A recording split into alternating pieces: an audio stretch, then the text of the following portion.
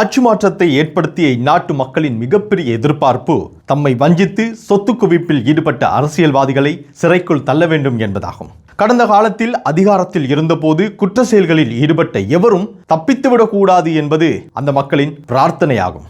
அதனால் குற்றவாளிகளுக்கு தண்டனை வழங்கும் நடவடிக்கையை துரிதப்படுத்துமாறு அரசாங்கத்தை நோக்கி மக்கள் அழுத்தம் பிரயோகித்து வந்தனர். அத்தோடு குற்றம் புரிந்த அரசியல்வாதிகளுக்கு தக்க தண்டனை பெற்றுத்தருவோம் என்பது தேசிய மக்கள் சக்தியின் தேர்தல் வாக்குறுதியாகவும் அமைந்தது. தற்போது மக்களின் எதிர்பார்ப்பும் அரசாங்கத்தின் வாக்குறுதியும் சட்டத்தின் முன்னிலையில் நிறைவேற்றப்பட்டு நீதி நிலைநாட்டப்பட்டு வருகிறது.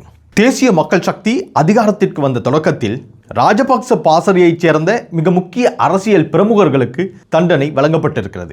மனிதருக்கு ஞாபக மறதி என்பது இயற்கையான ஒன்று என்பதால் கடந்து வந்த விடயங்களையும் மீட்டு பார்த்துவிட்டு செல்வது பொருத்தமானது என்று நினைக்கிறேன். மொட்டு கட்சியின் முன்னாள் பாராளுமன்ற உறுப்பினர் SM சந்திரசேனவின் மனைவியான சாந்தனி சந்திரசேன மற்றும் தம்பியான முன்னாள் வடமத்திய மாகாண முதலமைச்சர் SM ரஞ்சித் ஆகியோருக்கு நீதிமன்றம் 16 ஆண்டுகள் கடூழிய சிறை தண்டனை வழங்கியுள்ளது. அதாவது தங்களது பதவி காலத்தில் அரச நிதி மற்றும் நலத்திட்ட நிதிகளை சட்டவிரோதமாக பயன்படுத்தி அதிகார துஷ்பிரயோகம் செய்ததாக குற்றம் நிரூபிக்கப்பட்ட நிலையில் இந்த தண்டனை வழங்கப்பட்டது. அதுபோல ஒரு காலத்தில் மஹிந்த ராஜபக்சவின் கண்டி மாவட்ட தளபதியாக விளங்கிய மஹிந்தானந்த அலுத்கமகேவுக்கு 20 ஆண்டுகள் கடூழிய சிறை தண்டனை வழங்கப்பட்டுள்ளது. அவருடன் சேர்ந்து மாட்டுப்பட்ட முன்னாள் சந்தைகள் அமைச்சரும் முன்னாள் சதோச தலைவருமான நளின் பெர்னாண்டோவுக்கு 25 ஆண்டுகள் கடுங்காவல் தண்டனை விதிக்கப்பட்டிருக்கிறது. அதாவது இவர்கள் மேற்கொண்ட கேரம்போர்ட் மற்றும் தாம்போர்ட் மோசடி நிரூபிக்கப்பட்ட நிலையில் நீதிமன்றம் இவ்வாறு தீர்ப்பளித்து உத்தரவிட்டது.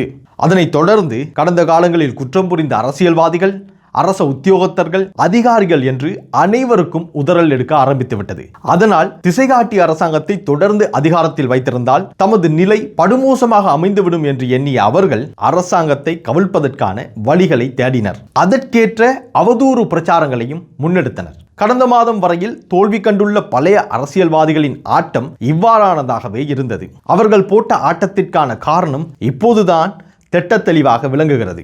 ஆம், 16 அரசியல் பெரும்புள்ளிகளின் வழக்குகள் இந்த மாதத்தில் விசாரணைக்கு வருகிறது. மிக முக்கியமாக ராஜபக்ச குடும்பத்தைச் சேர்ந்த 3 அந்த வரிசையில் இருக்கிறார்கள்.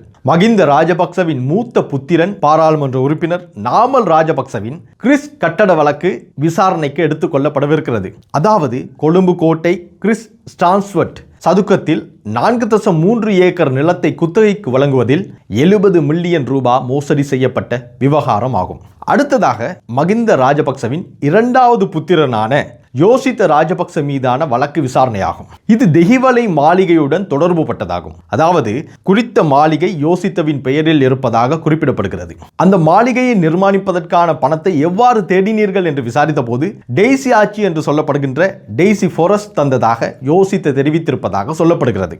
இது குறித்து டெய்சி ஆட்சியிடம் வினவிய போது ஒரு நபர் எங்கள் வீட்டு முற்றத்தில் மாணிக்கக்கல் பொதியொன்றை வைத்துவிட்டு சென்றதாகவும் பின்னர் அதை பெற்றுக்கொண்டு எமக்கு பெருந்தொகை பணத்தை தந்ததாகவும் அந்த பணத்தை தான் தெஹிவலை மாளிகையை கட்ட பயன்படுத்தியதாகவும் அவர் சொல்லியிருக்கிறார். இந்த வழக்கும் இம்மாதத்தில் விசாரணைக்கு எடுத்துக்கொள்ளப்படவிருக்கிறது.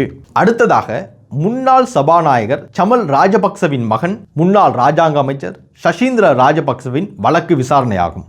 அதாவது போராட்ட காலத்தில் தனது வீடு தீக்கிரையாக்கப்பட்டது என்று குறிப்பிட்டு நட்டையீடு பெற்ற விவகாரம் பற்றியதாகும்.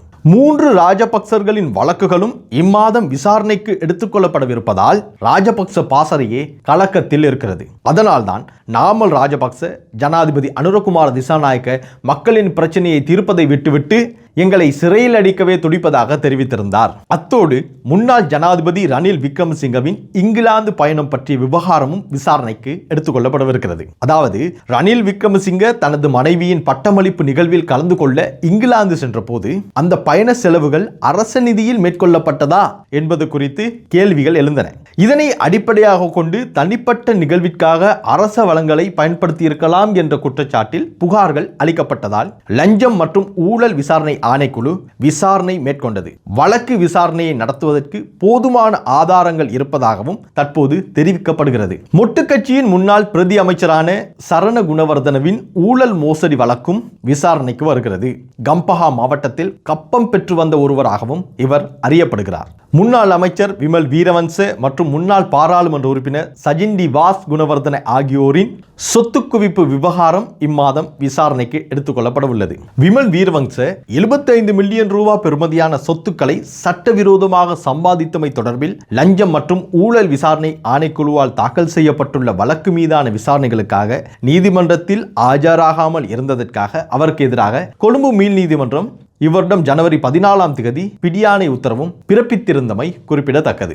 இவ்வாறு வழக்கு விசாரணைகள் தன்னை நோக்கி பாய்கின்ற வேளையில்தான் அவர் பிரதமர் அரணி அமரசூரியவுக்கு எதிராக கல்வி அமைச்சுக்கு முன்பாக ஆர்ப்பாட்டம் செய்திருந்தார். ஈஸ்டர் தாக்குதல் விவகாரத்தில் கைது செய்யப்பட்டுள்ள சுரேஷ் ஷலேவுக்கு ஆதரவாக கதைத்து வருகிறார். சஜிண்டி வாஸ் குணவர்தன 2026 மார்ச் 9ஆம் தேதி சட்டவிரோத சொத்து சேர்க்கை தொடர்பாக லஞ்சம் மற்றும் ஊழல் விசாரணை ஆணைக்குழுவினால் கைது செய்யப்பட்டார். கொழும்பு பிரதம நீதவான் முன்னிலையில் ஆஜர்படுத்தப்பட்ட அவர் மார்ச் 24ஆம் தேதி வரை விளக்கமறியலில் வைக்கப்பட்டார். 2010 முதல் 2012 காலப்பகுதியில் வருமான வரி செலுத்தாதது உள்ளிட்ட நிதி மோசடி புகார்கள் மீதான விசாரணை நடந்து வருகிறது. அதுபோல முன்னாள் அமைச்சர் ராஜித சேனாரத்னவின் மீன்பிடி துறைமுக வழக்கு விசாரணைக்கு வருகிறது. கடந்த 2014ஆம் ஆண்டு ஆகஸ்ட் 1ஆம் தேதி மற்றும் அந்த ஆண்டின் நவம்பர் 1ஆம் தேதிக்கும் இடைப்பட்ட காலத்தில் முகத்துவாரம் மீன்பிடி துறைமுகத்தை சீகல்ஃப் யூகே பிரைவேட் லிமிடெட் எனும் நிறுவனத்துக்கு குறைந்த பெறுமதியில் குத்தகைக்கு கொடுக்க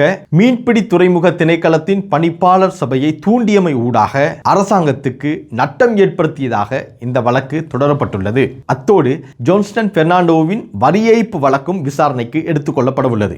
அவருக்கு சொந்தமான ரோயல் டிஸ்டிலரிஸ், அதாவது வயம்ப டிஸ்டிலரிஸ் என சொல்லப்படுகிற மதுபான தொழிற்சாலை கடந்த காலம் தொடர்ச்சியாக மதுவரி திணைக்களத்திற்கு வரி செலுத்தாத விவகாரம் பற்றியதாகும். அத்தோடு ரவி கருணாநாயக்கவின் சொத்து சேர்க்கை தொடர்பான வழக்கு, முன்னாள் பிரதி அமைச்சர் பிரியங்கர ஜெயவர்தனவின் யாபஸ் வழக்கு, முன்னாள் அமைச்சர் பாட்டலி சம்பிக்க ரணவக்கவின் ராஜகிரிய விபத்து வழக்கு, முன்னாள் அமைச்சர் கெஹலிய ரம்புக்வெல்லவின் 8 வங்கி கணக்குகளில் இருந்த பெருந்தொகை பணம் பற்றிய வழக்கு, முன்னாள் மத்திய வங்கியின் ஆளுநர் அஜித் நிவாட் கப்ராலின் 184 கோடி ரூபாய் நட்டத்தை ஏற்படுத்திய கிரீக் பிணைமுறி வழக்கு மற்றும் பாராளுமன்ற உறுப்பினர் சாமர சம்பத், முன்னாள் அமைச்சர் லக்ஷ்மண் யாப்பா அபேவர்தன, முன்னாள் அமைச்சர் மர்வின் சில்வா ஆகியோர் மீதான வழக்குகளும் இந்த மாதம் விசாரணைக்கு எடுத்துக் கொள்ளப்படவுள்ளன. இதனால் தான் எதிர்க்கட்சியினரின் துள்ளலும் கூச்சலும் அதிகமாக கேட்டுக்கொண்டிருக்கிறது. அவர்கள் தொடர்ச்சியாக திசை காட்டி அரசாங்கத்தை பார்த்து வசைப்பாடுவதற்கும் காரணம் இருக்கிறது. அதாவது அரசாங்கத்தில் இருப்பவர்களையும் திருடர்களாக மக்கள் மத்தியில் காண்பிப்பதற்கு இவர்கள் கடுமையாக பாடுபடுகிறார்கள். அதற்கான பிரச்சார நடவடிக்கைகளையும் முன்னெடுக்கிறார்கள். ஆனால் எல்லா சூழ்ச்சிகளையும் முறியடித்து அரசாங்கம் மக்கள் பணியை முன்னெடுத்து செல்கின்ற அதே வேளை பாரபட்சமற்ற சட்டத்தின் பாதுகாப்பையும் உறுதி செய்கிறது. அந்த வகையில் சட்டம் தன் கடமையை செவ்வனே செய்து வருகிறது. ஜனாதிபதி அனுரகுமார திசாநாயக்க கூறியது போல இவ்வருடத்தில் அநேகமானோர் சிறையில் அடைக்கப்படலாம்.